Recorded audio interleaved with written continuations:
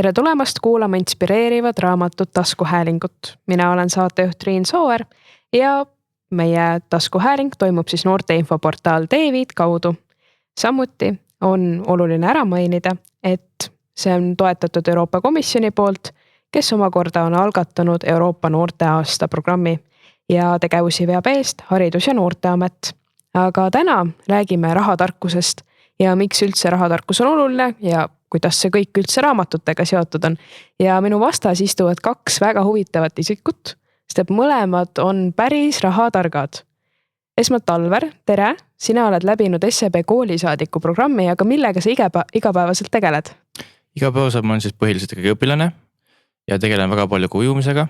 Põhiliselt lähebki mu põhirõhk siis trennile ja koolile praegu eriti veel.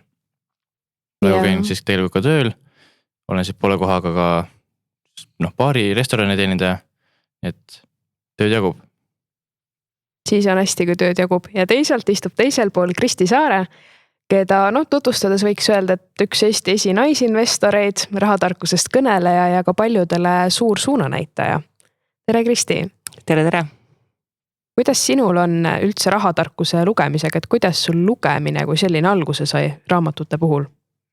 Ma olen tegelikult kogu elu väga palju lugenud ja noorena ma kindlasti ei lugenud rahatarkuse raamatuid, sest esiteks neid võib-olla oli sellel hetkel ka oluliselt vähem. Ma olen pigem üles kasvanud ulmekirjanduse ja fantaasiakirjanduse ja mingite selliste asjade peal. Ja rahatarkuse esimene raamat, mis ma lugesin, oli keskkoolis see nüüdseks kultusraamatu staatusesse tõusnud rikas isa, vaene isa. Kiyosakit vist lihtsalt kõik on nagu lõpuks lugenud või temast kuulnud. Ja siis, kui ma seda lugesin, siis tal on see nipp on see, et selleks, et investeerimiseks raha saada, et maksa krediitkaardi võlg ära ja siis sul jääb kohe igakuiselt raha üle, mida investeerida. Ja siis ma olin mingi, et okei, et ma olen keskkooli õpilane, et keegi ei anna mulle krediitkaartigi, et mis rahavost jutt on. Et ma küll lugesin seda ja registreeris, et rahatarkus ja investeerimine valdkonnana eksisteerib. Aga pärast seda läks päris mitu aastat enne, kui ma uuesti selle valdkonna raamatute juurde tagasi jõudsin. Alver, enne SEB koolisaadikute karjääri, kuidas sinul üldse lugemisega oli? Me ennem põgusalt rääkisime kohustuslikust, soovituslikust kirjandusest, aga kas sinu teadmised on pigem tulnud rahatarkusest erinevatest artiklitest või ikkagi raamatute kaudu? No eks kõige rohkem alustasin sellest ikkagi artiklitest. Peale seda siis tuli SEB koolisaadik, mis andis päris tugeva põhja alla. Aga alguses enne koolisaadikut ma ei lugenud väga selliseid rahateemalisi raamatuid. Et see tuli ikkagi peale SEB koolisaadikut. Aga mis raamatud sul nüüd laual on nendel teemadel?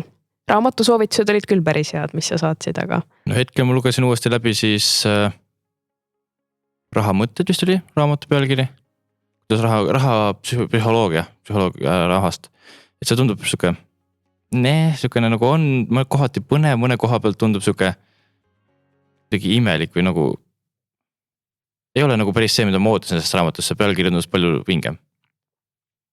Miks, kui me üldse hakkame rääkima rahatarkusest ja nendest tarkadest raamatustest, miks on vaja üldse lugeda või teada nendest teemadest ja kas on tihti vaja võtta see paks suur raamat kätte või vahel saab ka lühemat teed pidi? See on huvitav küsimus.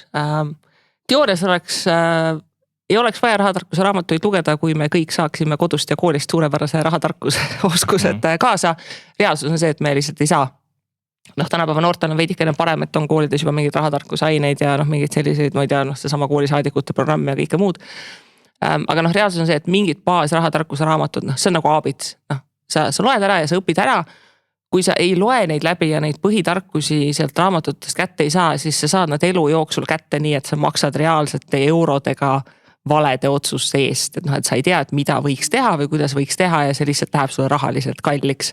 Et seetõttu on mõistlik see võtta ja nende igasuguste ajalehe artiklid ja asju ja sa saad seda uudisvoogu nagu jälgida, aga ükskõik mis valdkonna õppimisel, mingi selline süsteemsus või selline mõtteraamistik, et mis üldse seal valdkonnas toimub ja mis on oluline ja kuidas ta on struktureeritud, aitab hiljem nagu lisanduvat informatsiooni kuidagi paigutada. Et kui sa lihtsalt loed siit ja sealt selliseid ajalehe artikleid, siis sa ei teagi tihti, et seal võib olla mingi täiesti suur valdkond, mida sa üldse ei tea, et see eksisteeribki ja et sul sealt mingi nagu teadmine puudu on ja kui sa võtad ette mingi raamatu, siis tavaliselt nad on ikkagi enam-vähem mõistlikult niimoodi struktureeritud, et sa saad aru, et ahah, et see on samm A, see on samm B, see on samm C, eks ju, ja nendel asjadel on mingi selline loogiline järjestatus ja kuidagi üksteisega seotus olemas. Alvar, mis on üldse eeldus sinul kui noorel, kui sa hakkad midagi lugema, et teadmised jõuaksid kohale, kas need peaksid olema need realistlikud näiteid, näiteks seesama krediitkaardi näide, et kuidas gümnaasiumiõpilasena sina tunned? No kui ma näiteks tegin ise seda SEB koolisaadikut, tegin koolitusi, siis kõige paremini ikkagi läksid reaalsed näited, mis on toimunud sinul endal, siis mitte kellelgi teisel, vaid sinul endal. Et need kuidagi kõnetavad rohkem nagu noori ja kaasa arvatud ka mind siis. Kui ma üldse kuulen, et see juhtus kellegi vanaemal, see on kuidagi lähedasem, see kuidagi hakkab nagu rohkem külge, sa rohkem õpid sellest, kui see mingi suvalisel inimesel kusagil Ameerikas või kusagil iganes juhtus midagi, sa vaatad, jah, juhtus küll, aga sa ei kõneta, sa ei mõtle selle peale ja sa ei õpi teiste vigadest siis. Kristi, mis on sinu nipp, et kuidas saada üldse need rahateemad enda jaoks kõnetama? Et üks variant on see, et lihtsalt raha enam ei ole ja sul tekib vajadus, et saada teada sellest, et kuidas seda tekitada. Ja väga tihti nagu see rahatarkuse kohta küsitakse ka mult ja inimestel on arvamus, et rahatarkus on võib-olla selline matemaatika ja keerukas ja et ma nüüd õpingi nagu rahatarkust. Rahatarkus on sinu elu. Sul peab lihtsalt see klõps käima ja ära, et igapäevaselt pea kõik otsused, mis sa oma elus teed, seal on mingisugune rahaline komponent. See, et sa sul kõrval oled nagu kooliõpilane, seal on rahaline komponent, me oleme riiklikult otsustanud, et me maksustame inimesi ja seda maksuraha kasutatakse selleks, et noor põlvkond saaks tasuta kooliharidust, eks ju, ilma, et nende vanemad peaksid näiteks sellest maksma, et see igapäevaselt koolimaja astuda ei pea selle eest maksma, täpselt samamoodi, eks ju, rahaline element. See, et kes maksab koolilõuna eest või kui kallis see koolilõuna on, eks ju, see, et kas töövihikud on tasuta või peab nende eest maksma, eks ju, kui palju sa maksad, ma ei tea, oma ujumise huviringis käimise eest. Meil on nagu päevast päeva on väga vähe selliseid hetki, kus meie otsuseid raha ei mõjuta. Ja see on selline koht, et inimesel peab ise see klõps käima ära, et minu käelt käib väga, tõesti tuhandeid inimesi läbi. Ja näen ka täiskasvanuid inimesi, kes vaatavad, et see raha, et see on nagu midagi muud, nagu kuskil kaugel või mingi eraldi valdkond, mida peab õppima. Et tegelikult ei ole. See on nagu täpselt see sama, nagu sa mõtled, et mida ma teen õhtuks süüa, on see, et okei, mille peale ja kuidas ma nagu täna raha kulutan. Ja lihtsalt sinna punkti jõudmine, ma arvan, et meil võtab ühiskondlikult aega.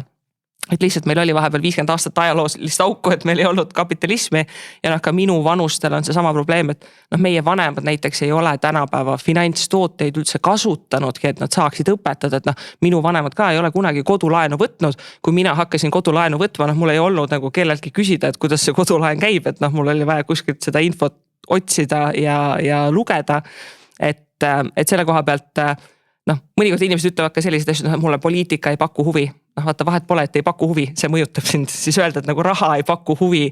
Sa võid öelda, et ei paku huvi, aga see mõjutab absoluutselt kõike sinu igapäeva elus. Nii et ma arvan, et seal mingit sellist müstikat ei ole, et see on lihtsalt selline täiskasvanuks saamise nagu oluline element, et sa saad aru, et raha on oluline elukomponent, millega tuleb tegutseda. Ja väga kahju, kui sa ei ole koolist või kodust saanud selle kohta mingit tarkust kaasa, siis ei ole midagi teha, lihtsalt võtad ennast kokku ja õpid järgi, et saad aru. Kuidas, Alvar, sina tajud näiteks koolis õppides juba ka praegu seda, et eakaaslased, kui teadlikud nad on sellest, et tegelikult raha on meie väga oluline komponent elus? Kuigi meil on ju majandustunnid kõigil olnud ja ettevõtlus 8. klassis ja kõik see pool, aga kas see teadmine päriselt jõuab sinna 2 luu vahele peas? Ütleme niimoodi, et meie lapsus on üldse väga nigel sellega, et esimest korda, kui majandusega tund või üldse tutvustus tuleb, see on üldse 10. meil lüügis, kui sa siis Läänemaa gümnaasiumis, kui sa valikisid majandussuuna konkreetselt. See tuleb küll tunnina 11. klassis teistele suundadele, aga väga meil ei õpetata sugust, majandus kui sugust või üldse rahateemalist või muud seesugust. Et see tulebki läbi aja või kui sa ise sind huvitab see, siis sa õpidki seda. Palju teevad krüptost väga palju, sest see on hästi aktuaalne teema. Aga muud sugust, pigem mitte. Et see ongi see, kui on tulnud tõesti keegi vahepeal midagi rääkima, siis nad mäletavad seda, kuidas, see oleneb jällegi koolitas, kui hästi ta suutis nagu selgeks teha söödavaks. See NFT ja krüpto tundub eriti praegusel ajal, et noored teavad meeletult palju sellest, vahel päev isegi kõrval hämmingusse, kui kuulad sõpruskond, et okei, poleks saanud arvatagi, et keegi selline veel midagi sellist mõtleb.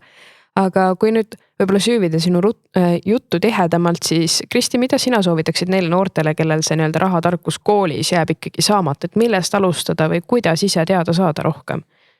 No praeguseks ei ole nagu küsimus, et seda infot ei oleks. Meil on olemas suured sotsiaalmeediagrupid, kus investeerimisest, rahatarkusest, säästmisest räägitakse. Meil on mitmed erinevad podcastid, kus kõik Eesti majandustipud on läbi käinud.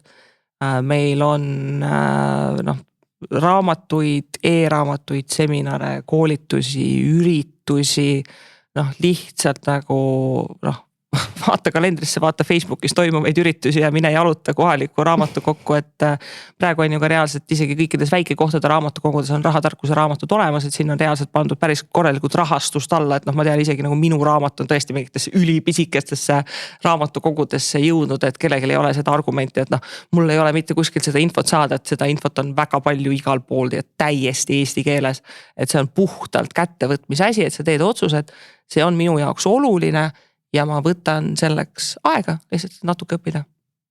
Sa oled kirjutanud ka raamatu, kuidas alustada investeerimisega ja kus sul üldse tekkis see mõte, et sellist raamatut oleks vaja kirjutada?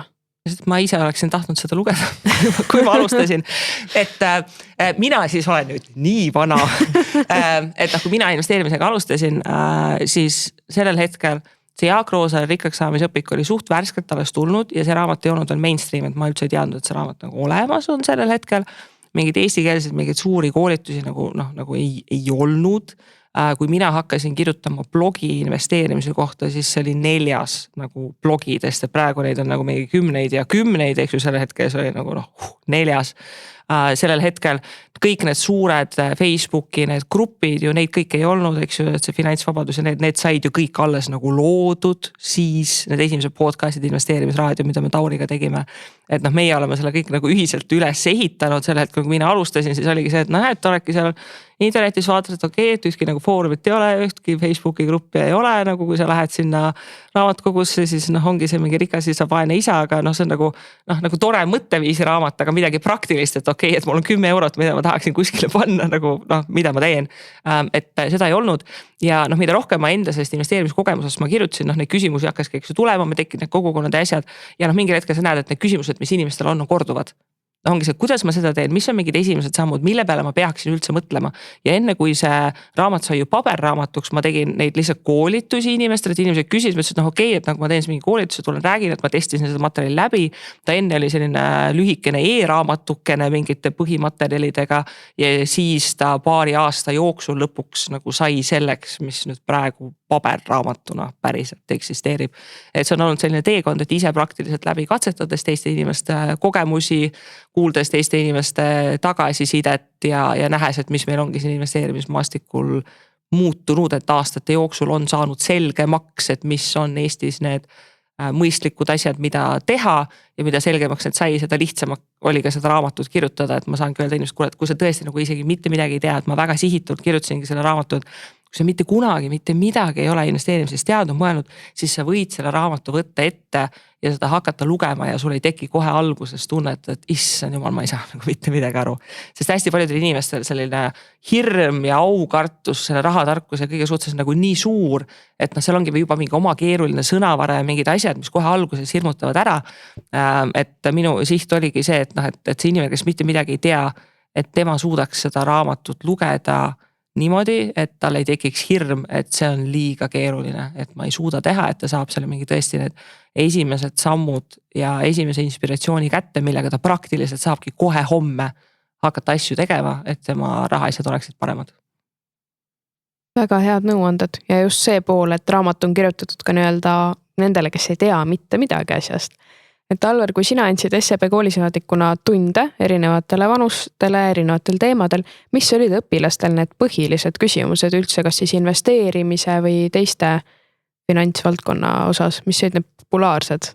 No põhiliselt ikkagi oli see, et kas sa alaealisena saad ka midagi siis teha. Kui sul ei ole palju raha, kas sa saad ka midagi teha, kuhu sa saaksid investeerida, kus sa saaksid alustada. Põhiliselt jällegi see, et kus sa saad informatsiooni, kus sa leiad. Meil on olemas seda küll, kui hakata otsima, aga paljudel ongi see, et nad tahavad seda kohe kätte, et kohe oleks nüüd igal pool näha ja nad ei viitsi süveneda. Sest ise samamoodi alguses ma vaatasin ka, et midagi väga ei ole. Aga pärast avastasin ka, et Kristi Saare raamat on meil endal olemas ka, endal raamatukogus. Sealt võtsingi kohe ja lugesin seda ja samamoodi hästi paljudel ongi küsimusi. Raamatud on nii palju, et mis ma sealt võtan, miks ma peaksin lugema, kas ma üldse saan midagi. Täiega vaatad pealkirju, kõik on täpselt samasugused. Millise ma nüüd sealt valima peaksin, kelle raamatu valima peaksin, kus ma seda infot leian, et see on nagu just põhiliselt see info leidmise kohad, et need on need ikkagi põhilised küsimused. Aga mis sa tavaliselt vastasid näiteks kas või sellele, et kui ma veel ei ole täisealine, mida ma siis teha saan või et mul ei ole raha, et mis ma siis teen? No see vähemalt leiad ju euro, seda eurot saab ka juba hakata kasutama kusagil. Et see ongi see, et sa pead kõigepealt hakkama natukene säästma ja siis saad hakata juba kuhugi investeerima.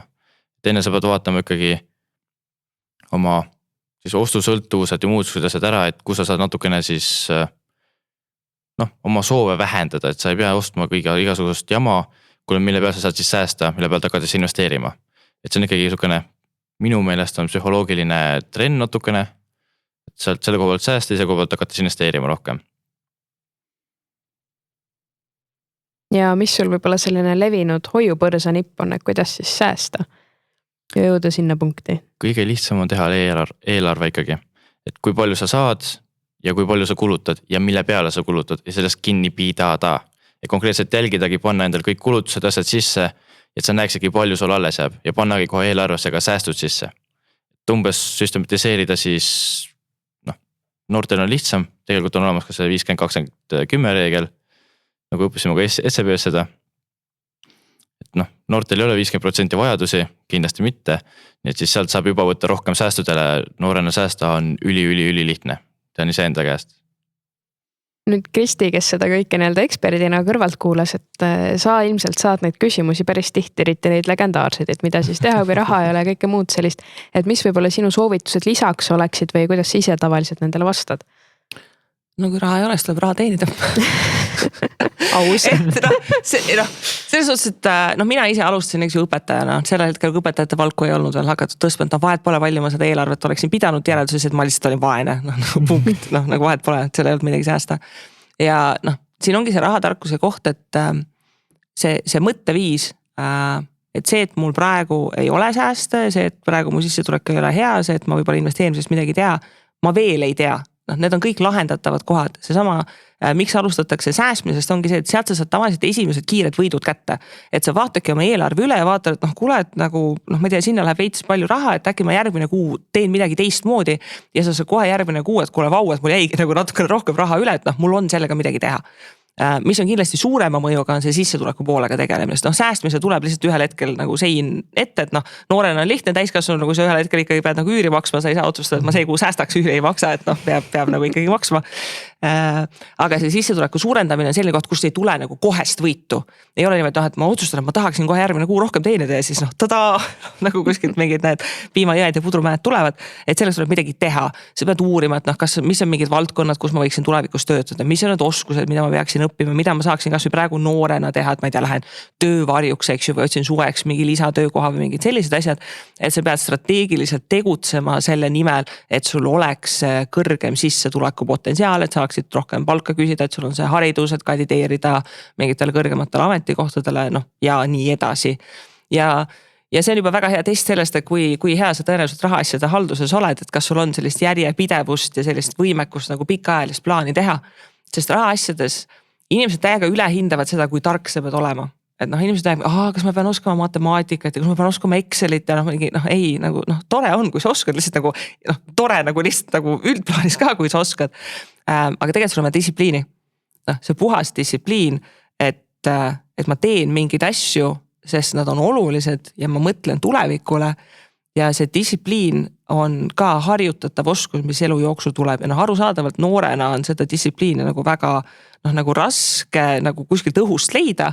Lihtsam ongi näiteks võib-olla ka nendel inimestel, kes teevad sporti, nad on kursis sellega, et sul on vaja distsipliini ja järjepidevust, aga väga palju raha asjades, kohe kui sa võtad need raamatukku ette, siis tuleb see, et tegelikult peaks pensioniks säästma ja muidugi nagu sorry, kui sa nagu 16 siis sa loed, et peaks pensioniks säästma, siis sa nagu mingi, nagu mina vanuses 72, see on nagu mingi täiesti võõras vana inimene, sul ei kliki nagu absoluutselt. Kui sa oled 16, sa ei suuda isegi ette kujutada, kus kohas sa oled nagu 21 aastasena, et 5 aastat ei ole nagu mega pikk aeg, aga selleks hetkeks sa oled nagu täiesti teine inimene.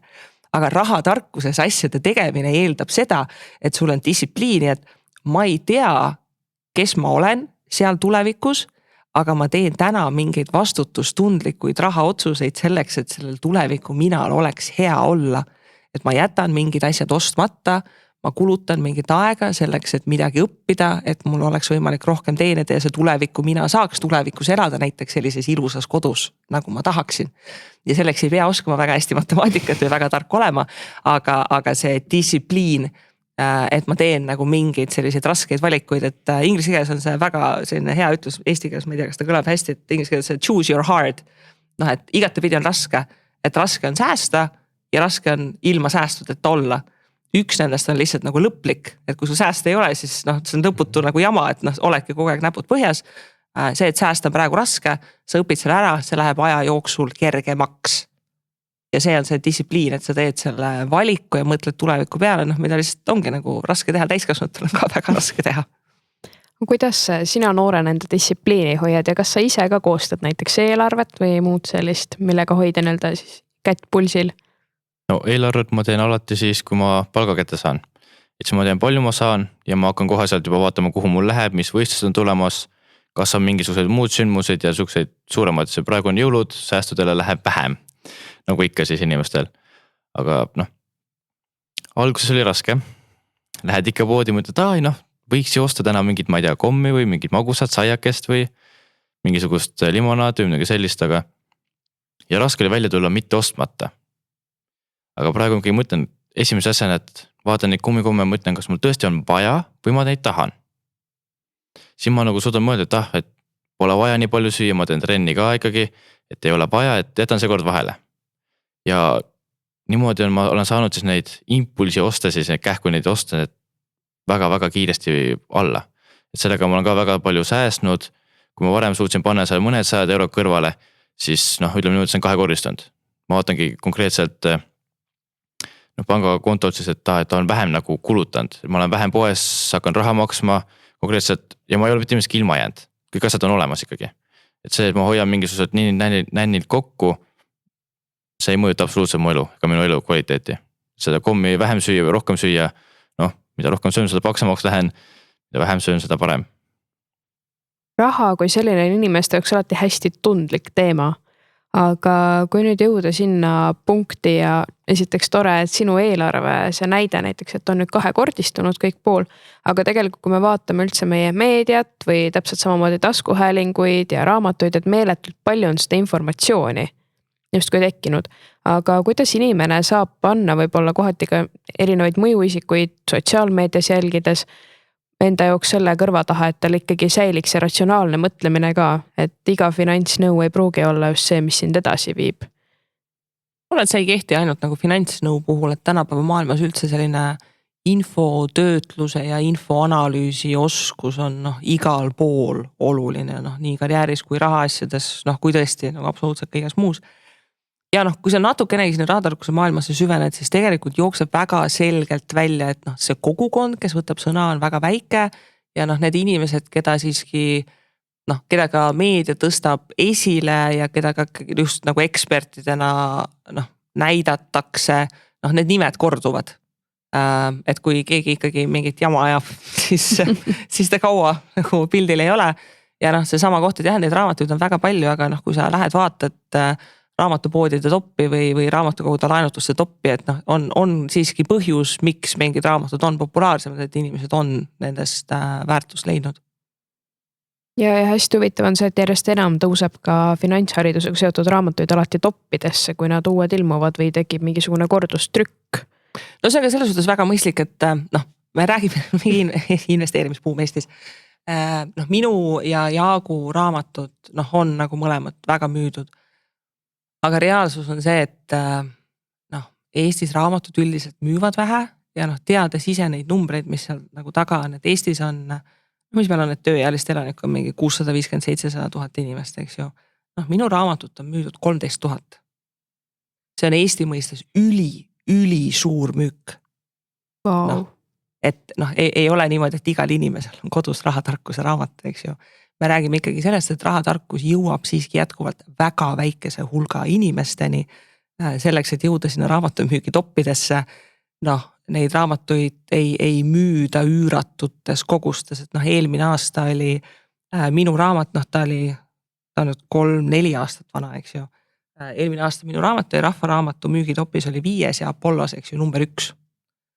Noh, ja selline ühe aasta müük, et see 13 000 on nagu nende aastate peale kokku, et noh, tegelikult oleks väga tore, kui neid raamatuid kordades rohkem müüakse, kui neid ka raamatukogudes kordades rohkem oleks, sest et noh, inimestel huvi on ja see huvi tõuseb, aga reaalsuses noh, ma arvan, et isegi pooled eestlastest ei ole mitte ühtegi rahatarkuse raamatut kunagi käes hoidnudki. Nii et väga tore, kui ka uusi värske pilguga ja teise vaatenurgaga raamatuid kirjutatakse, sest et noh, on mingid asjad finantsvaldkonnas, mis on nagu sellise kuldreeglid. Noh, et me teame, et noh, põhiasjad, noh, et sa ei kuluta kõik oma raha ära, et sul on mingi meelerahufond asjad, eks ju, et noh, ma ei tea, vaata pensionisambad üle, et millega me oleme nagu kokku leppinud, et noh, need on nagu põhiasjad, mis peavad olema tehtud. Noh, sealt edasi on tegelikult väga palju valikuid.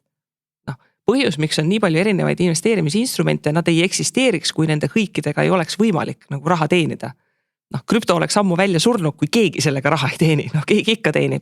Noh, see on see, et kellele meeldib kinnisvara, kellele meeldib remonti teha, kellele meeldib börsid, kellele meeldib maalid, kellele meeldib, ma ei tea, mets, maa, noh, mida iganes.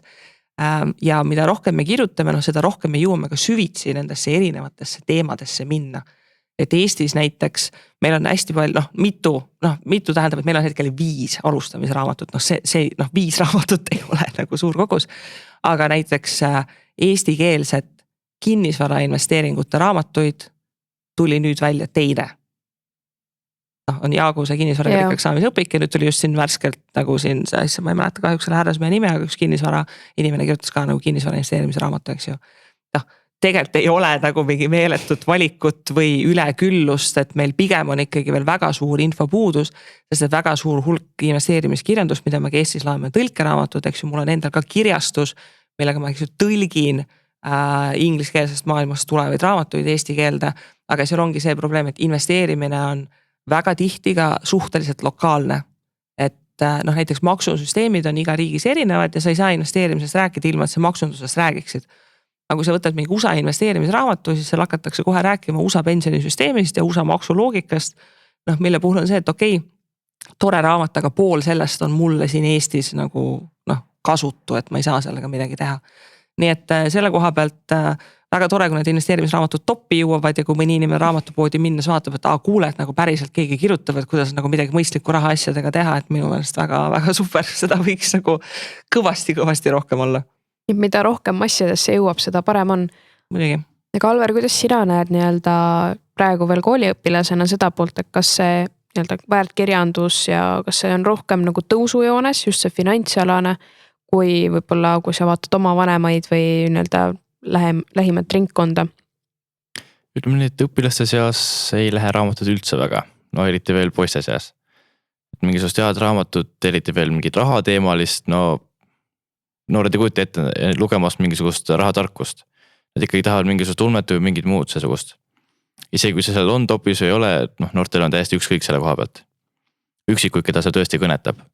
Vaadates vanemaid, mu ema näiteks just tahtis hakata ka investeerima, seega ta võttiski siis kätte, hakkas uurima, mis raamatud on, hakkas kiiresti läbi neid lugema, on pannud ennast ootejärjekorda.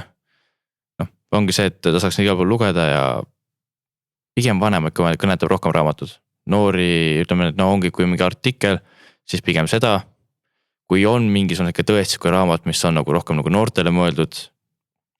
Üks oli, ma enam tost nime ei mäleta, aga selleks küll noorte seas tõesti nagu liikvele. Isegi minu klassis, ma arvan, ma julgen öelda, et on vähemalt 3 inimest lugenud.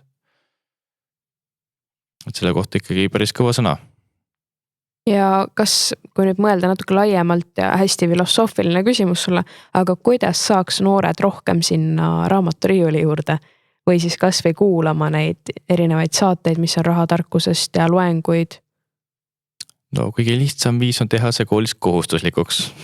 Tegelikult ma ise ka mõelnud, et kui saaks kuidagi moodi panna mingisuguse investeerimisraamatu kohustusliku kiirendusse, kas või üks terve gümnaasiumi peale, põhikooli peale, kuhu iganes, et vähemalt üks läbi lugeda, see juba annab midagi.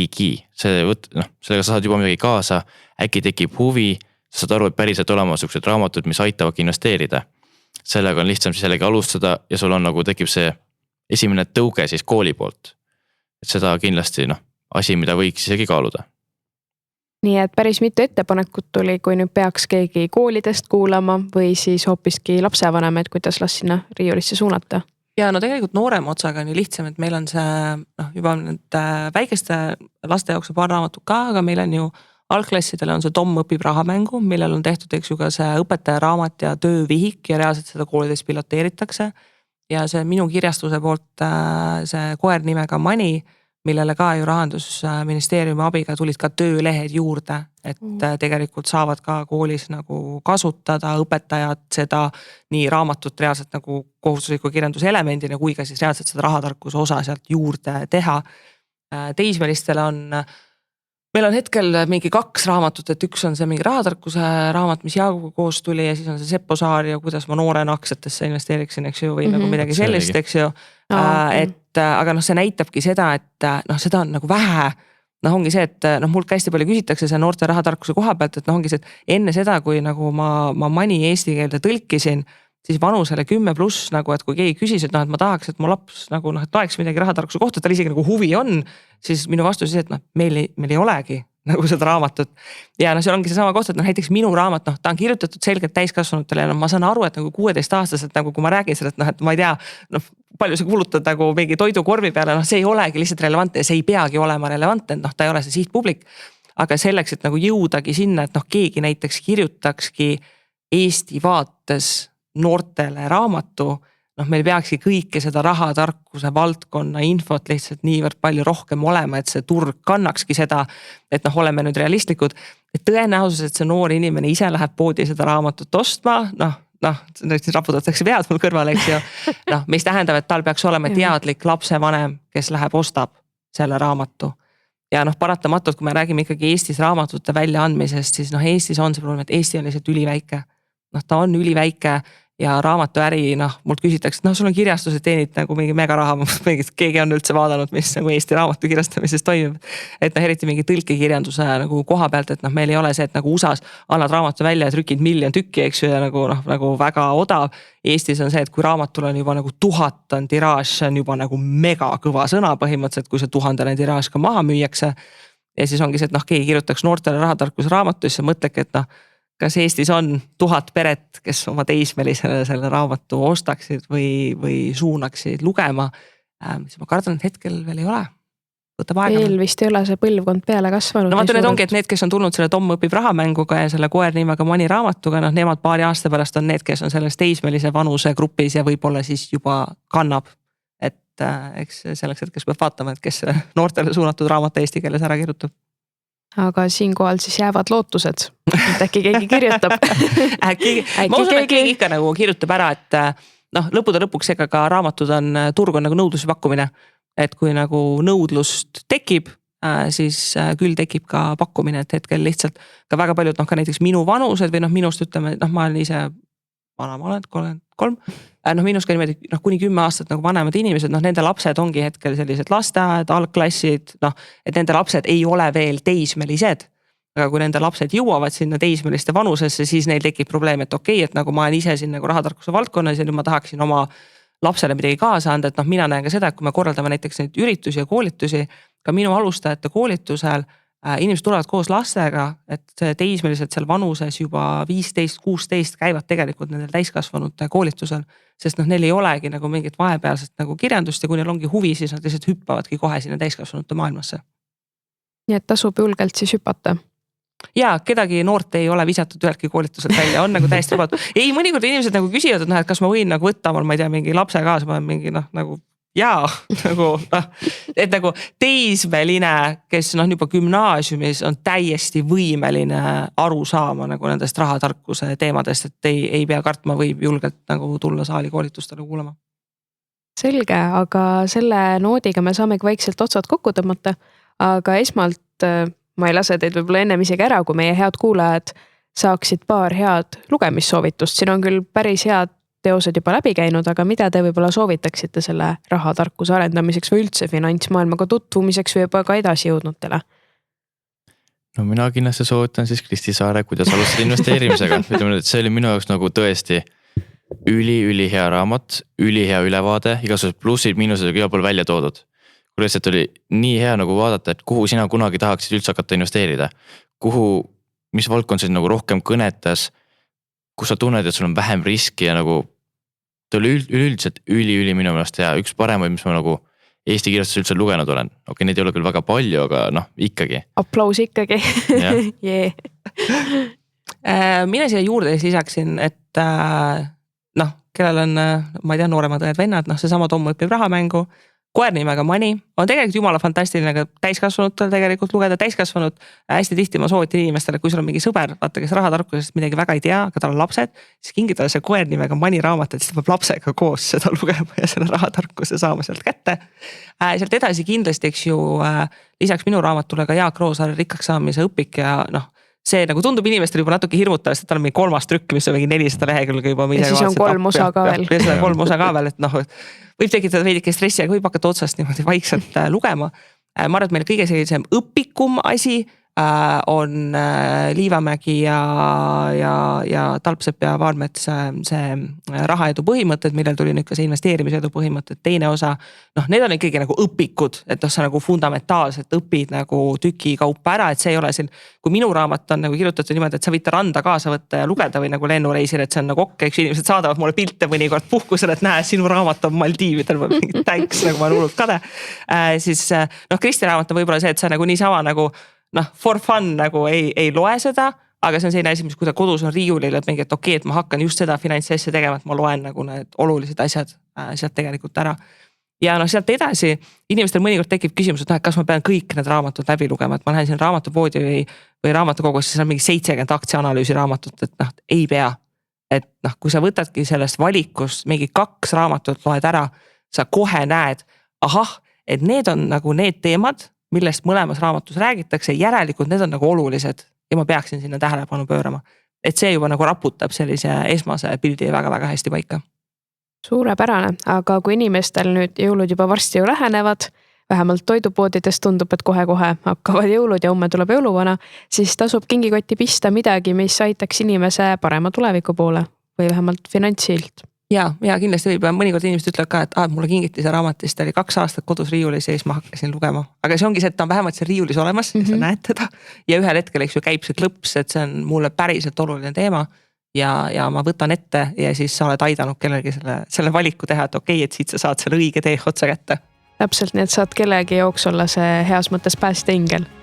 Suurepärane, aga aitäh teile tulemast, head Kristi Alver ja lugemiseni!